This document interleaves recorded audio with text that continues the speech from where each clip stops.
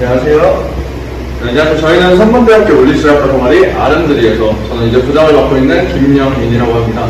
저희 학교에서 이번에 글로벌 시티즌십 프로그램이라는 거를 주최를 했는데요. 저희 동아리도 여기 참여해서 이제 지역사회에 있는 구성원분들에게 여러 의학 지식을 알려드리고자 이러한 영상을 찍게 되었습니다. 많이 부족하지만 잘 부탁드리겠습니다. 네, 그래서 저희는 이번에 처음으로 수분관 증후군에 대해서 말씀을 드리려고 합니다. 이 수분관 증후군이란 뭐냐? 이제 저희 손바닥이 이제 앞쪽을 보면은 수분관 통로라는 것이 있습니다. 이 수분관 통로로 여기 사진에 보이시는 노란 색깔, 이게 정중신경이라고 하는 건데요. 이 정중신경이 지나가면서 엄지손가락부터 저희 약지손가락까지 이어지게 됩니다. 근데 만약 어떠한 원인으로 이 통로가 좁아지거나 아니면 이제 이 안에 있는 압력이 증가하면서 여기를 지나고 있는 정중신경이 이제 압력으로 인해서 눌리거나 아니면 뭐 뼈가 부러져서 정중신경에 손상이 발생하거나 하면은 이제 증상이 나타나기 시작합니다. 근데 정중신경 같은 경우는 아까 말씀드렸다시피 엄지손가락부터 약지손가락까지 이어지기 때문에 이 새끼손가락을 제외한 나머지 손가락에 이제 찌릿찌릿한 저림 증상이 발생하는 특징이 있습니다. 자, 그렇다면 이 수분관 증후군의 발병 원인은 대체 무엇일까? 어떤 분들이 걸릴까요?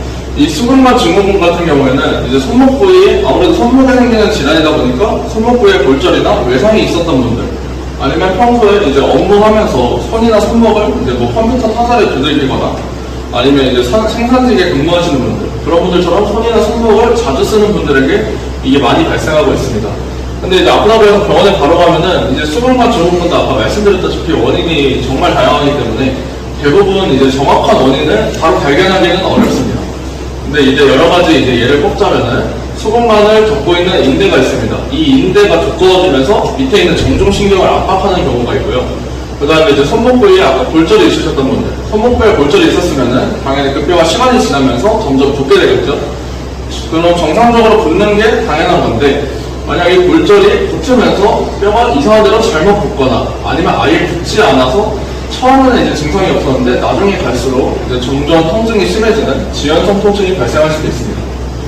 또 이 외에도 여성이나 비만분들, 노인분들, 당뇨병 환자분들에게서도 더 흔하게 발생하고요. 이 외의 경우는 이제 수분관 주위, 관절 주위 골절이나 탈구, 그다음에 염증성 질환 등으로도 수분관 증후군이 발생할 수 있습니다.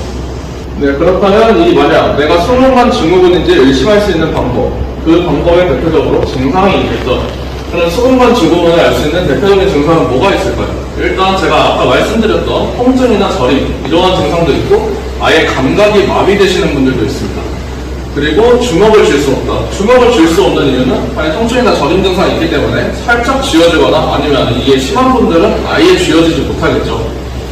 그리고 이게 염증성 질환도 동반을 할 수 있다 보니까 손목 부위에 볼록 튀어나오는 그런 부종이 있으신 분들도 계십니다. 그리고 말씀드렸다시피 수분관 증후군은 정중신경에 문제가 있어서 발생하는 질환이죠. 그리고 아까 제가 정중신경은 엄지, 검지, 중지, 약지로 이어진다고 했습니다.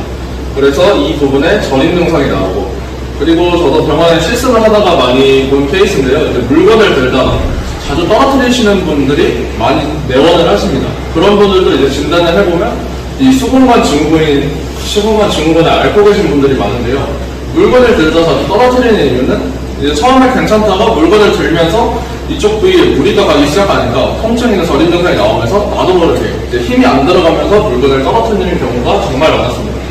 그리고 이 수분관 증후군은 손 쪽에 발생하는 질환이지만 이게 퍼지면서 방사통이라고 하는데요. 이게 퍼지면서 팔이나 어깨 아니면 목까지 통증이 넘어가기도 합니다. 자, 그럼 수분관 증후군을 치료하는 방법은 뭐가 있을까요? 일단 처음으로는 비수술적 치료, 수술하지 않는 치료를 먼저 말씀을 드리겠습니다. 일단 이런 비수술적 치료 같은 경우에는 증상이 가볍고 근육 위축이 없는 환자분들에게 가능한 치료입니다. 처음에는 이제 수분관 증후군 같은 경우도 이제 염증을 동반하다 보니까 소염 진통제들을 이용해서 약물 치료를 하는 경우가 있고요. 그리고 이제 움직이지 말라고 고독이나 분목을 이용해서 고정하는 치료가 있습니다. 그리고 어떤 분들 같은 경우에는 수분관 내에 아예 스테로이드 주사해서 치료하는 경우도 있습니다. 자, 그럼 제가 방금까지 수분관 증후군의 비수술적 치료에 대해 말씀을 드렸는데요. 그렇다면 수술을 전공하는 사람은 누구냐? 수술적 치료는 누구한테 해야 돼요? 자, 먼저 처음을 보시면 증상이 일상생활을 방해하거나 보존적 치료에 가능하지 않는 환자, 아까 말씀드렸던 그러한 치료에 아무 효과가 없는 분들이 수술을 받으셔야 되고, 그 다음에 지속적 또는 점진적인 장애, 운동 기능의 약화를 경험하고 계시는 분들, 그리고 통증이 갈수록 심해지거나 약해지는 증상이 왔다 갔다 하는 증상이죠. 이게 동반되는 분들, 그리고 다른 원인에 의해서 압박을 겪는 분들, 손목 손상으로 발생한 급성 증상이 있는 분들입니다.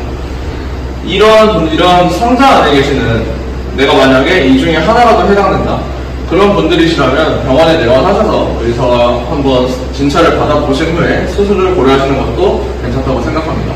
자, 그러면 손목골 증후군 의심이 돼서 만약에 병원에 가게 되면 어떤 검사를 받게 되는지 간략하게만 말씀드리겠습니다. 먼저 병원에 가시게 되면 초음파 검사를 하는 병원도 있을 겁니다. 초음파 검사를 하면서 이제 손 안에 있는 염증이 있는지, 어디 뭐 이상하게 튀어나온 부분이 있는지 검사하는 사람도 있겠고요. 그 다음에 근전도 검사를 하는 경우도 있습니다. 이거 같은 경우에는 이제 전기 신호로 이제 증상이 있는지 없는지 확인하는 방법이죠. 그 다음으로는 저희가 흔히 알고 있는 일반적인 방사선 촬영, 엑스레이가 있습니다. 엑스레이 촬영을 하면은 손목뼈가 골절이 되었거나 이런 뭔가 뼈가 뒤틀려 있는 걸 금방 알아챌 수 있겠죠. 그리고 또 알고 계시는 MRI, 자기 공명 영상이 있겠습니다. 자, 그러면 이런 손목을 증후 검사, 제가 아까 말씀드렸던 그러한 통증이나 이런 걸로도 알아볼 수 있겠지만, 그런 증상이 나타나지 않았음에도 나 혹시 손목골 증후군이 있지 않을까 하는 분들을 위한 검사입니다. 먼저 팔레 검사라고 있습니다. 이 팔레 검사도 지금 굉장히 유명하고 아시는 분들도 많은데요. 이거 같은 경우에는 손을 이렇게 90도로 든 다음에 손목을 최대한 굽혀줍니다. 최대한 굽혀준 상태에서 손등을 서로 맞닿게 하고 이 상태로 60초간 유지를 하면 됩니다. 만약에 60초간 유지를 하였을 때 엄지나 검지, 중지, 약지, 이런 절반 부위에서 저림 증상이 나타나면 손목골 증후군을 의심해 볼 수 있습니다. 그리고 다음으로는 손목골 압박 검사가 있는데요. 방금 말씀드렸던 팔레 검사 같은 경우에는 혼자서도 충분히 할 수 있는 검사지만, 손목골 압박 검사 같은 경우에는 이제 주변에 지인 한 분의 도움을 받아서 진행할 수 있습니다. 그래서 검사자는 지인을 생각하시면 되시고요. 그 다음에 이런 지인 한 분이 양손으로 대상자의 뒤침된 손목을 잡습니다. 뒤침된 손목이라는 소리는 손바닥에 하늘을 보는 그런 걸 말하는 거고요. 그 다음에 지인분은 이렇게 엄지손가락 2개로 손의 중간 부분, 이쪽이 이제 손목 굴 부분인데 이쪽 부분을 지그시 30초간 압박을 해줍니다. 만약 이렇게 30초간 압박을 했을 때 저림 증상이 나타나면은 손목골 증후군을 의심해 볼 수 있습니다. 자, 그리고 이제 거의 마지막이 돼가는데요. 이제 손목골 증후군의 운동법을 한번 알려드리겠습니다. 이 운동법 같은 경우에는 그냥 일반 분들이 하셔도 되고, 손목골 증후군 치료를 하신 후에 이제 회복을 하시는 분들이 하셔도 괜찮습니다. 저희가 준비한 운동은 이제 신경 미끄러짐 운동과 힘줄 미끄러짐 운동인데요. 이 같은 경우에는 저희가 직접 시범을 보여드리지 않아도 이렇게 있는 사진만 보셔도 혼자서 간단하게 따라하실 수 있는 운동입니다. 그래서 만약에 나는 운동을 하고 싶다 하시는 분들은 지금 잠깐 영상을 정지해 주시고 여기 사진에 있는 이 동작들을 천천히 순서에 맞춰서 따라해 주시면 될 것 같습니다. 마지막으로는 수술적 치료를 준비했습니다. 이 수술적 치료를 준비하게 되면 이 수술 소리만 들으셔도 굉장히 무서워하면서 거부감을 느끼시는 분들이 굉장히 많은데요. 물론 이런 저희가 지금 설명하고 있는 수분관 증후군도 과거에는 인대를 자르거나 아니면 이쪽 손목 전체를 자르는 수술을 많이 진행했었습니다. 하지만 이제는 의료기술이 지금처럼 발달하지 않았던 시대고, 최근에는 이제 관절경 등을 사용하면서 작은 피부 절개만으로도 수술이 가능해지고 수술 후 통증 발생 빈도가 감소하였다라는 얘기가 있습니다. 여기서 말하는 관절경 같은 경우는 내시경 같은 거, 저희가 흔히 하는 내시경 같은 걸 생각해 주시면 되고요.